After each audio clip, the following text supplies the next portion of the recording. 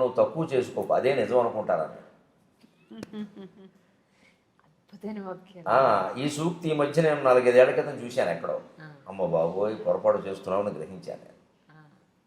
ఏమైనా మనకున్న విషయమే. నేను సహస్రావధానంలో 750 పద్యాలు అప్పగించాను, అది వాస్తవం అమ్మా. అది లేకపోతే ఎందుకు ఇస్తారు నాకు ఆ బిరుదం? కానీ అలా ఆయన చెప్పుకోవాలంటే ఇంకెవరైనా చెప్పొచ్చు కదా. అని ఎవరిని పెట్టి చెప్పిస్తామా? అంటే నిజం మన గురించి మనం వాస్తవం చెప్పినా సరే పొగుడుకోవడం కింద భావిస్తాం.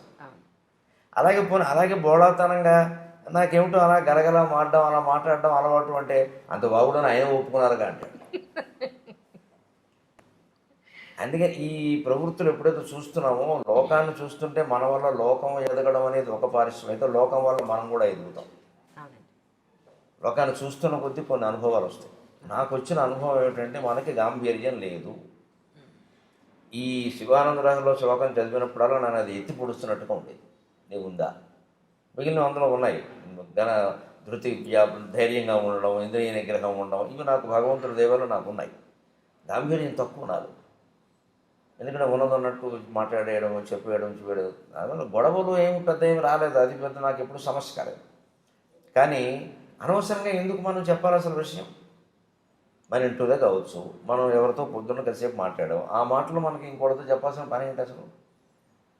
అది ఒకసారి వాళ్ళకి ఇబ్బంది కావచ్చు, మనకి ఇబ్బంది కావచ్చు.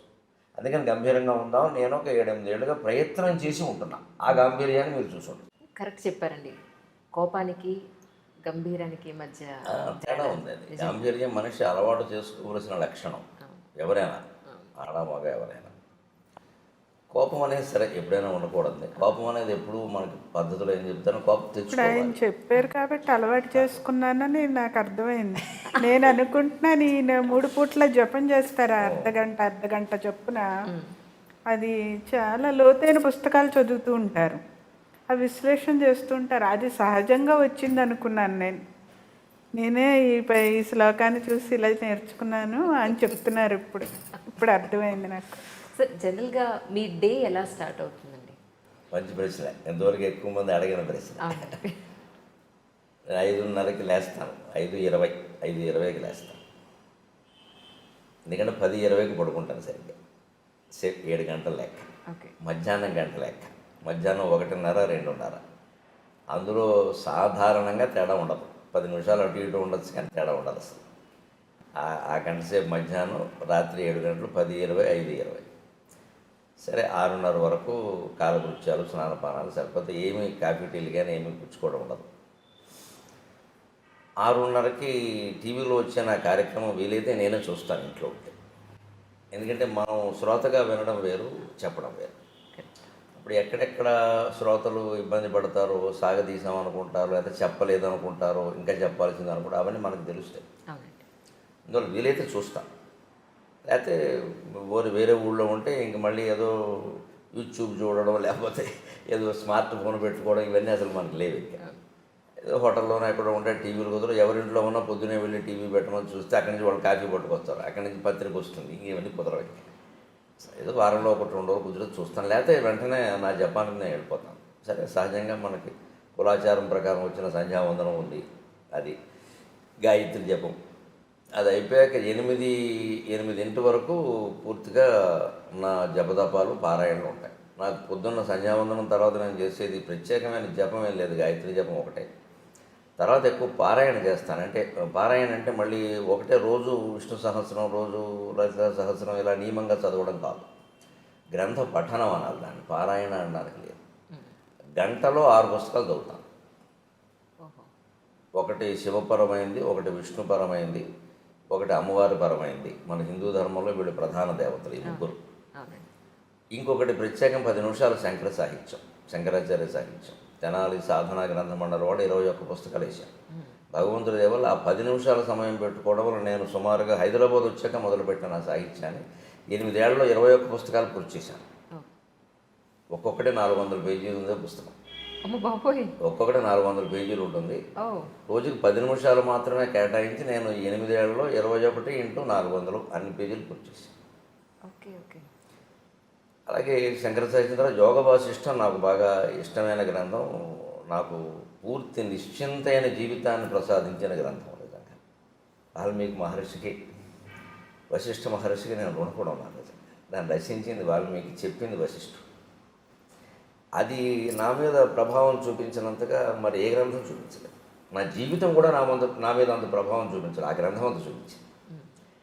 దాని గురించి నేను చిన్నతనంలో విన్నది ఏమిటంటే, ఈ చదివిన వాడు పిచ్చాడు అయిపోతాడు, లేదా మహాజ్ఞాని అవుతాడు.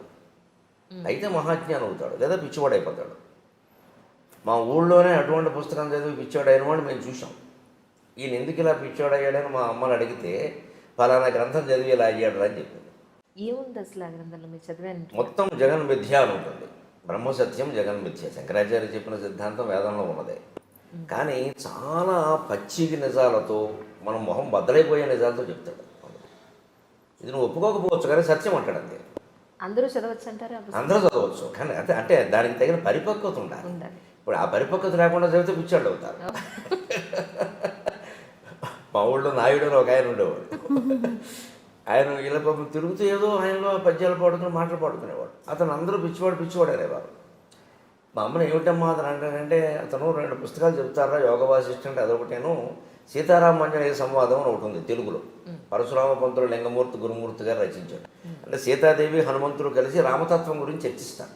సీత చెబుతూ ఉంటుంది, హనుమంతుడు వింటూ ఉంటాడు, ప్రశ్నిస్తూ ఉంటాడు. ఈ 2 చదవడం వల్ల వాడు ఎలా అయ్యాడని అంటున్నాడు రా అన్నారు. నాకు అప్పటి నుంచి ఆ 2 చదవాలని పట్టుదల. చదవలేదు ఇంకా మీరు అవి? 2 ఎప్పుడు చేసి 2 చదివాను, అయినా కాలేదు. అదేంటున్నాను మరి. అయ్యారో లేదా ఆవిడ చెప్పాలి. ఇప్పుడు నేను కాలేదని నాకు లేదండి, మీరు పిచ్చాడనంటే నేను చేయగలిగిందండి. ఆవిడ చెప్పిందే నిజం. మన గురించి మనం ఏమనుకుంటాం అన్నదానికంటే ఎదుటి వాళ్ళు ఏమనుకుంటారు. పోనీ ఎదుటి వాళ్ళు అంటే ఇప్పుడు మీ పోటుగాడు ఎప్పుడో పరిచయం అవుతారు. ఆవిడ ఇచ్చి కాపురం చేస్తుంది. లేదంటే నేను ఖాయంగా పిచ్చివాడని ఆవిడంటే నేను మాట్లాడడానికి వెళ్ళలేదు నేను. అదే నిజం. కానీ కాలేదు. ఏమంటారమ్మా మీరు? సార్ మీ మీదే వదిలేరు. ఆవిడ ఏమంటుందో నాకు తెలియదు, కానీ నేను ఎలాంటప్పుడు జోక్ వేస్తాను సహజంగా. నన్ను పిచ్చాడని ఆవిడ అందనుకోండి, కాకపోతే నేను ఎందుకు చేసుకుంటాను అయిపోయా. కాబట్టి నన్ను చేసుకున్నారు, మంచివాడు అయితే నేను ఎందుకు చేసుకుంటాను, ఇంకేముంది, గొడవ లేదు అంతే. అది ఆ ప్రభావం అలా ఉంటే నాకు అప్పటి నుంచి చదవాలని పట్టుదల. ఈ సీతారామాంజనేయ సంవాదం అనేది నేను అప్పుడే చదివా, 18 ఏళ్ళ వయసులోనే చదివా, తెప్పించుకుని చదివా, ఏం కాలేదు. కానీ గొప్ప సందిగ్ధావస్థలో పడింది మనసు.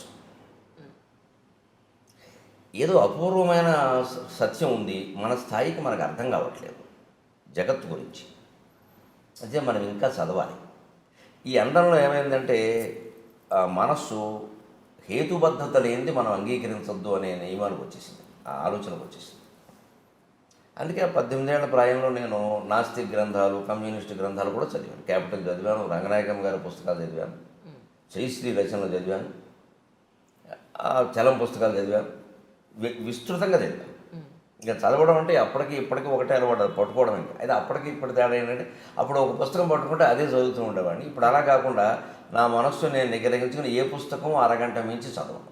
నా ప్రణాళిక నాకు అక్కడ మనసు ఆపుకుని, అది ఎంత రసవత్తరంగా ఉన్నా సరే అక్కడ ఆపు, లేదా ఎంత విసుగొస్తున్నా సరే అది చదవాలి అనుకుంటే చదవాల్సిందే, విసుగొచ్చినా సరే. అది ఎంత రసవత్తరంగా ఉన్నా ఆపేయాలంటే ఆపేయాల్సిందే.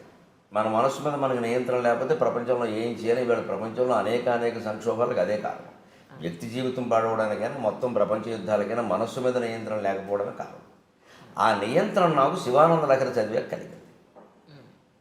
అందుకే నాకు శివానంద లహరి చాలా నా జీవితాన్ని మొత్తం ఇలా మార్చేసిందని చెప్పచ్చు.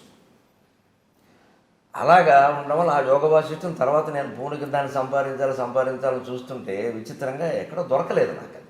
ఎందుకంటే ఎప్పుడో 100 ఏళ్ల క్రితం వెన్నెలకంటి సుందరరామ శర్మ గారిని ఒక ఆయన తెలుగు వచనంలో రాశారు దాన్ని. ఆ మూలం ఎక్కడో ఉందేమో, ఎక్కడో దొరకలేదు నాకు. సరే, తర్వాత ఉద్యోగాలు, మారడాలు, ఏవో ఇవన్నీ వ్యవహారాలు అంత శ్రద్ధ చేయలేకపోయాను.